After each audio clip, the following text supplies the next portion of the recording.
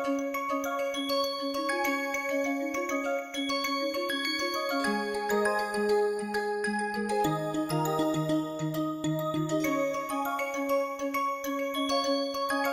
right. So this is the term that is of our interest coming from the second variation. So let's now take a closer look at this term.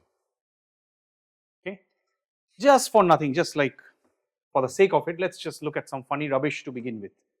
Okay, suppose Wx is also a function.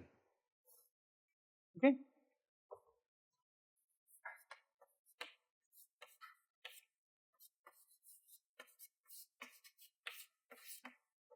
what is this? For any perturbation G that vanishes at A and B, this is 0. Implies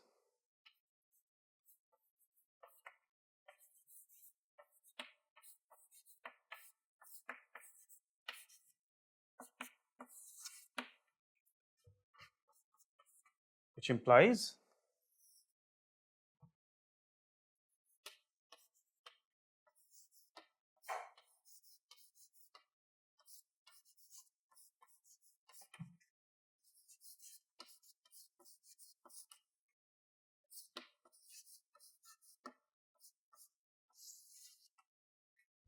yes.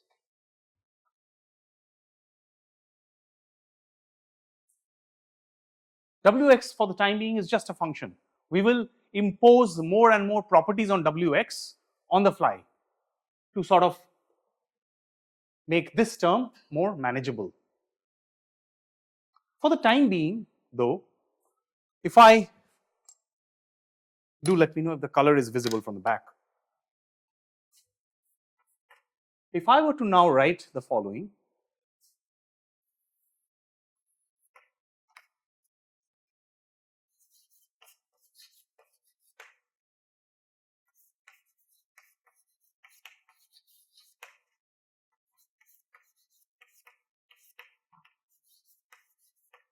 you will not object to this, I hope, right? Because after all we are just adding 0 to something. So the fact that we wanted this fellow to have a positive sign now transfers to the requirement that this entire sum had better be positive, because what we are after all adding is nothing but 0. So the entire sum is 0, the entire sum is positive, then this part is not contributing anything to that positive number, so it simply implies that this term is also positive. It's a very, very smart idea by the mathematician Legendre. You might have come across him or heard of Legendre polynomials when solving ordinary differential equations way back during your maybe first course in ODEs, maybe maths, right? Okay, so let's just go ahead and actually differentiate this to see what this leads.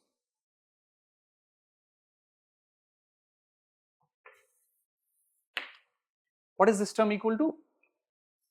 You'll have W prime x plus 2 gx g prime x wx dx. It's visible from the back? Sorry, yeah, sorry, yeah, g squared of x plus. Visible from the back, right? Everyone can see this. Okay.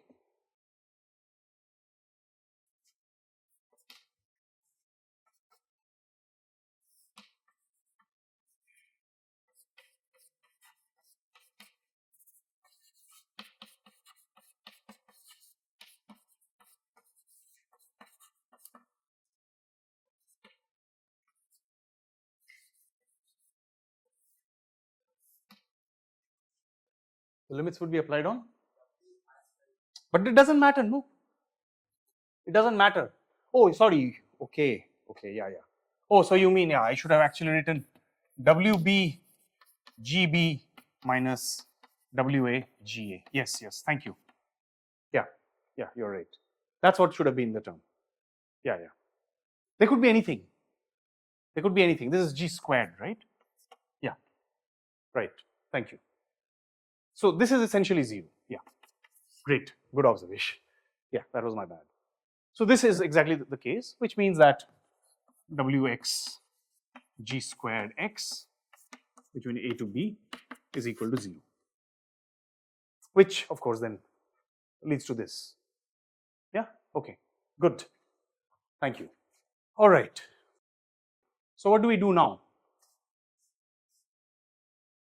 What do you think we should do now? Why have I written it, or why did Legendre write it in this form to begin with?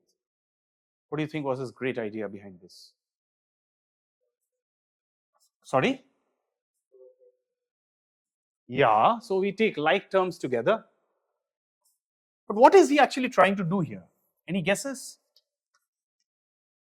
So, okay, I'll probably drop the argument in x at this point just for the sake of brevity, because there's too many terms, unnecessary cluttering. So, you know that p depends on x, g depends on x, g prime depends on x, q depends on x, and so on and so forth, w depends on x. Okay, I'll just get rid of that x dependency explicitly here. You understand these are all functions of x.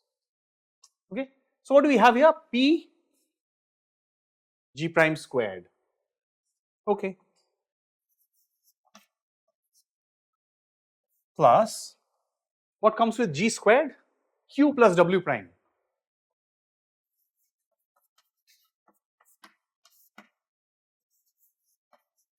Plus 2 w g prime dx. Yeah.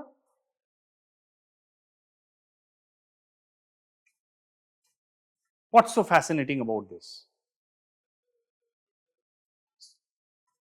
Sorry, sir, yeah? It will be?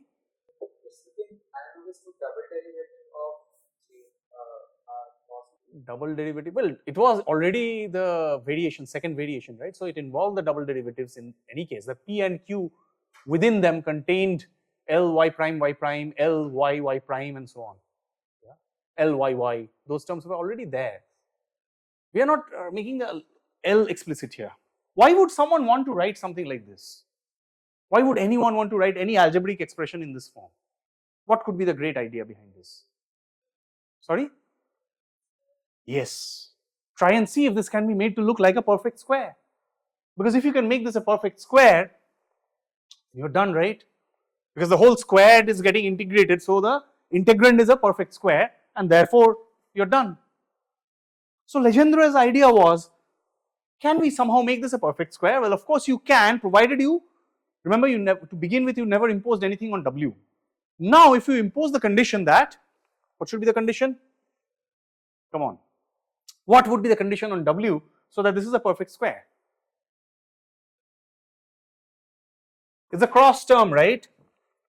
So this should be the product of the square roots of these two. Yeah? Or if you want to write it as a squared form, what would you require essentially? So if you have P Q plus W prime equal to what exactly? W squared, right? If W satisfies the differential equation, then what happens?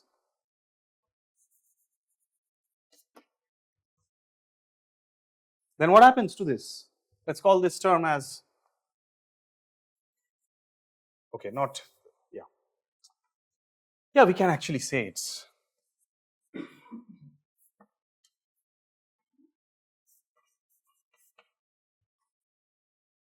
then what can be said of this term? Can you take square roots to begin with? Well, of course, we've just established that P has to be, of course, positive to begin with. If P wasn't positive, then all this is meaningless. So we assume P is positive, therefore the square root of P does exist. What about this term? Is this positive? Well, if it does satisfy this differential equation, then Q plus W prime is W squared by P. W squared is definitely positive. P, as we've just argued, is positive. So W squared by P is positive. So therefore this term is also positive. So provided you can solve this differential equation, there's no problem in simply taking square roots of this. In fact, this Q plus W prime, I'll get rid of Q, right? That's the whole idea. I'll just call this W squared by P. Yes? So then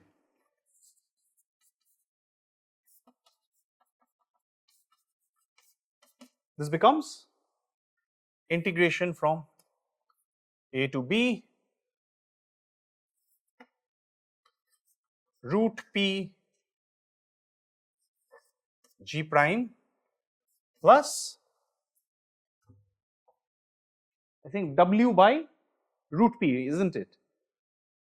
Yeah.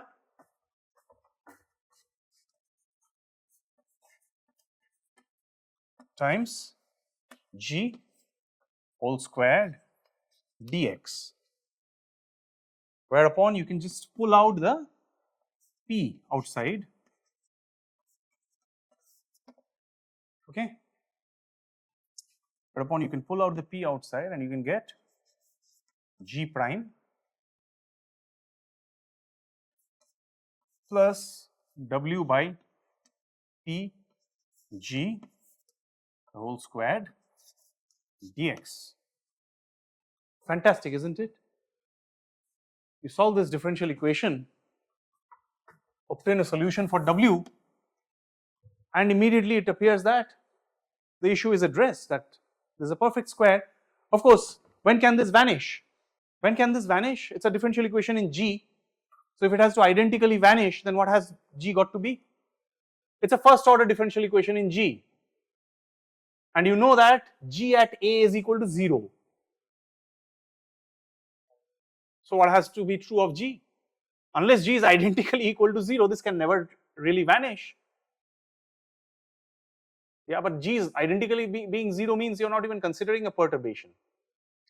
So in general, for a non-zero G, this fellow won't vanish. So this would always give you something positive. P is positive, you've kind of pretty much established that just a while back. So coupled with these two facts, you now have this solving the issue.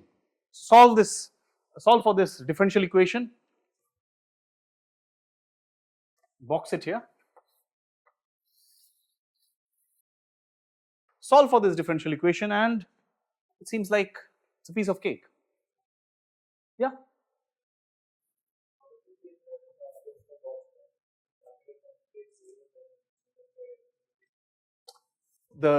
This one, this is a first order differential equation, no? It's a first order differential equation. It might be dependent on x, but it's still a linear differential equation, isn't it? It's just containing G and G prime. The other term might be dependent on x. So think of differential equations like the ones you've come across in maybe control systems. So x dot plus ax is equal to 0. If it's starting at the equilibrium at one point, it will remain at the equilibrium. Now this a might also depend on time, but that doesn't change the fact that x is equal to 0 is an equilibrium. So if it starts at an equilibrium, there's no reason for it to budge anywhere. So at any point in time, here in space like in x, if it's 0, it will remain at 0 throughout. So that's the identical 0 solution. Okay. There's of course you can write this in the series form, even if it's like W and P are of course in general not required to be constants, they are time dependent. Yeah. So if they're x dependent here in this case.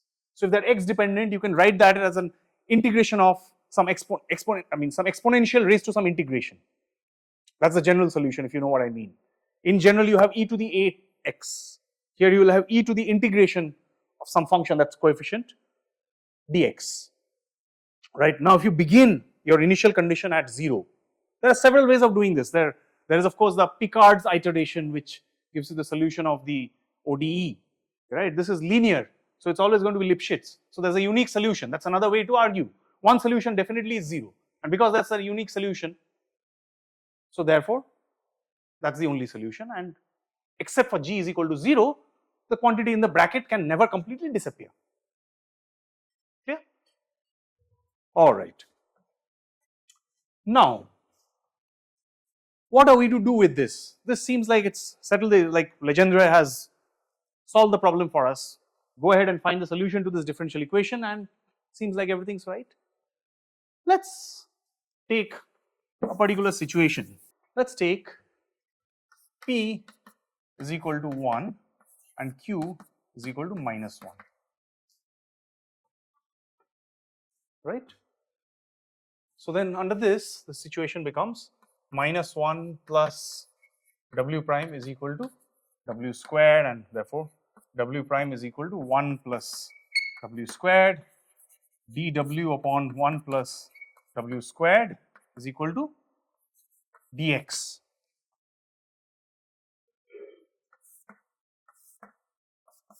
This is tan inverse of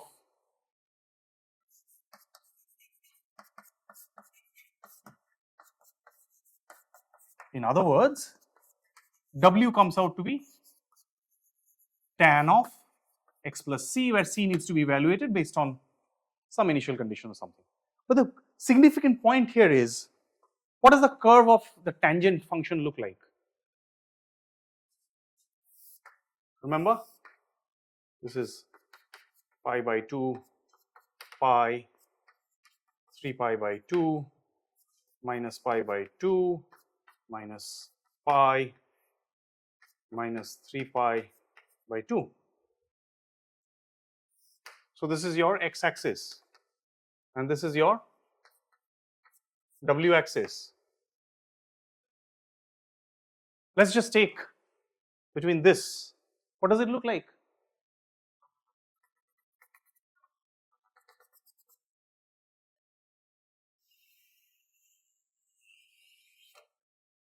Yeah, is that a problem or not?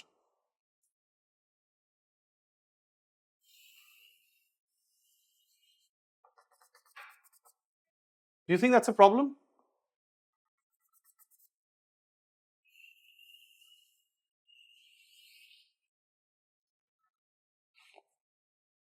What could be the problem? Discontinuity, which means that the solution may or may not exist. When does the solution fail to exist in this case? If your interval between A and B is bigger than this, right?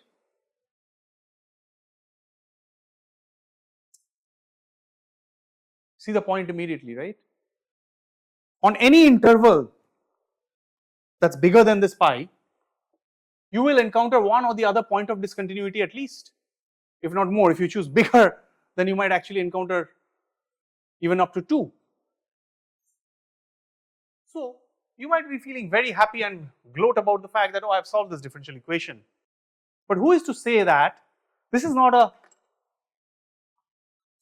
linear differential equation, yeah?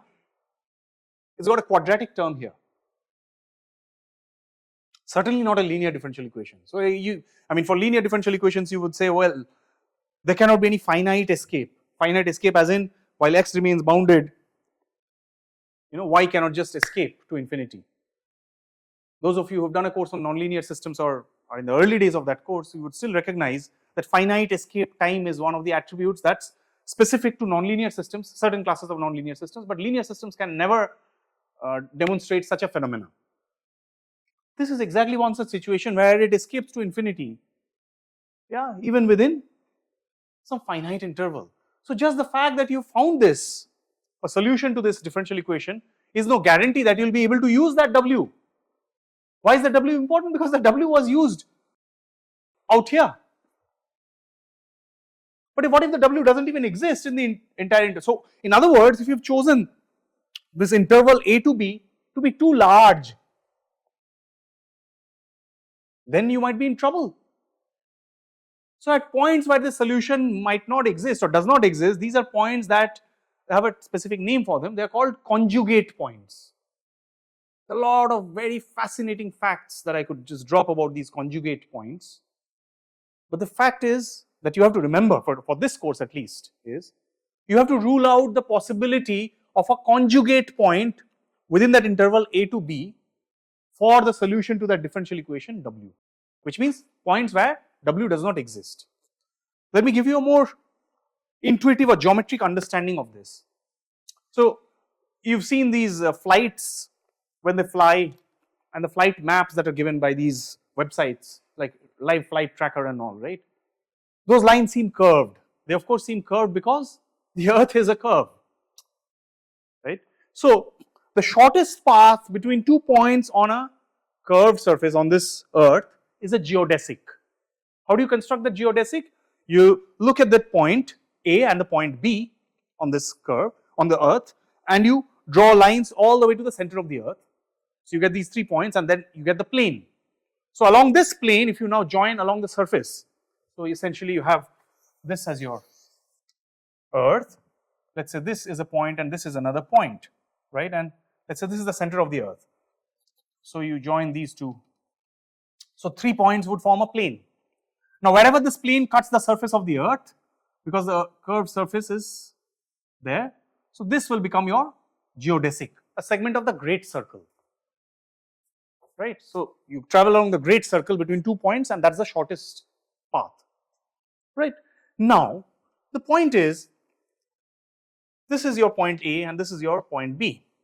What if somebody else traveled along the great circle along the other direction?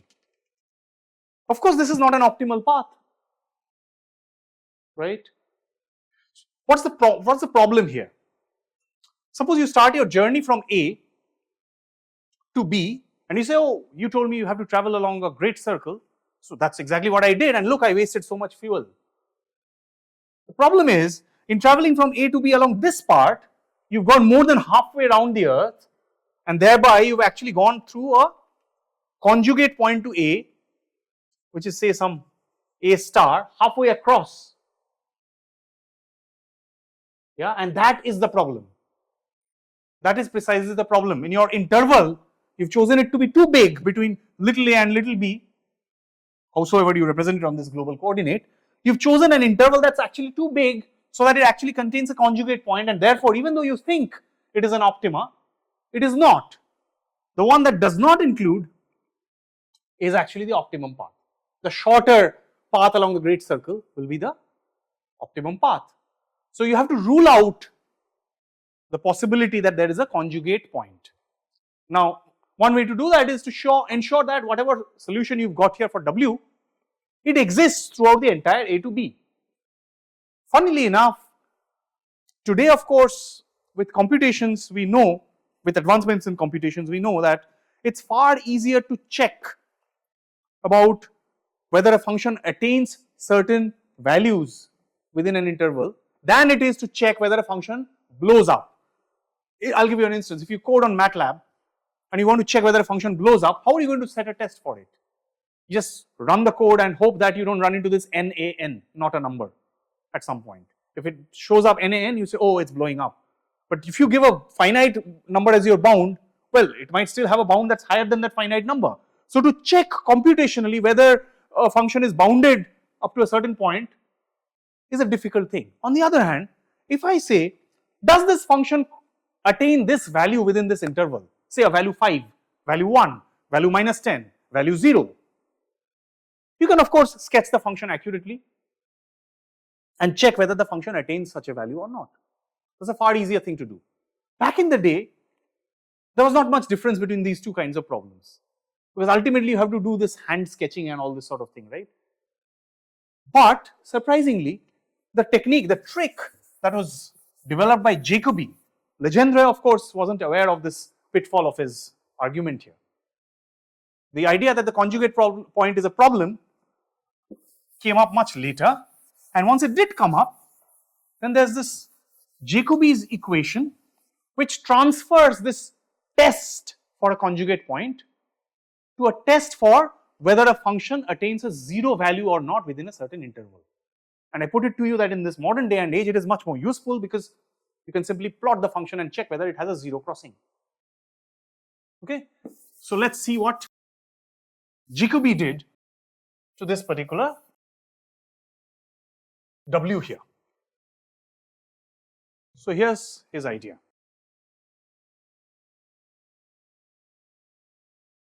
So the W is attained as, this is by the way called the accessory equation. Okay, if you want to know the name, this is called the accessory equation. Okay. So here's what Jacobi did.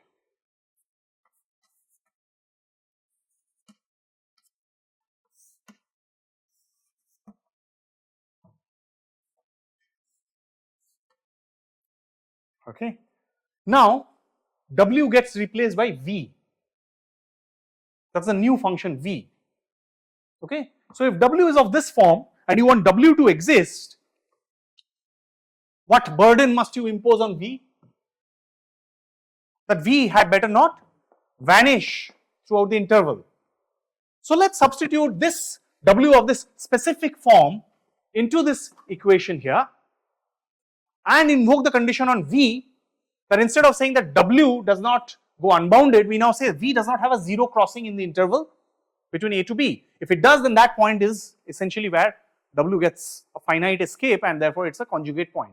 So ruling out a conjugate point is now tantamount to solving for that accessory equation with this substitution in terms of V and checking whether such a V vanishes at any point in the interval. Okay. So we'll just do this substitution here. P Q plus, what's W prime? Well, minus and minus becomes plus, so P V prime V squared into V prime. Agreed? Differentiation of the denominator, chain rule, minus 1 by V d dx of PV prime. Correct? So let's just substitute this here. P V prime squared upon V squared minus 1 by V d dx of P V prime is equal to W squared. W squared is what? We can just replace this by P squared V prime squared by V squared. What all terms cancel out now? P squared V prime squared V squared, P squared V prime squared V squared gets cancelled. Yeah? So you have to think of this like PQ, the second term gets cancelled, minus P by V d dx of PV prime, correct, is equal to 0. But what do we know about P?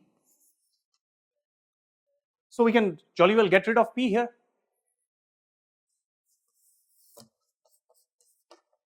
So Q V is equal to d dx of PV prime. Yes?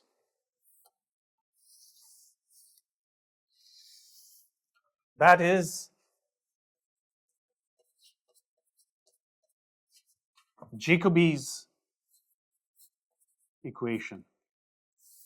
So now the entire burden of checking for the existence of W in the entire interval boils down to solving for this V from this Jacobi's equation. This is also called the variational equation.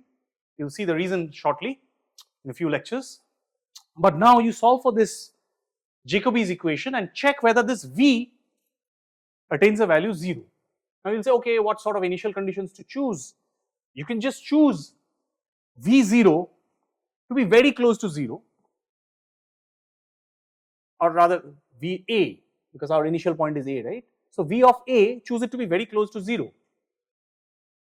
and give V prime of A to be a number, say 1. And if you found a specific solution that does not have or attain the 0 value at any point in the entire interval between A and B, so to make matters simple, you can just start with a solution such that V of A is equal to 0, V prime of A is equal to 1, get a solution. If you now change the initial condition slightly, the solution due to the continuity will still remain close by. So change the 0 to epsilon, because ultimately you have to rule out any 0 crossing throughout the closed interval A to B. Yes. So start with that solution of this Jacobi's equation and figure out if this fellow vanishes at any point in A and B, within the interval A and B. If it does not, choose that V, substitute it back to W. Such a W is guaranteed to satisfy the accessory equation here. If it satisfies the accessory equation, you are done, because now you have established that that quadratic term, the integrand within is fully it's a square of a term, right? So therefore, you have established that that integrand is definitely positive.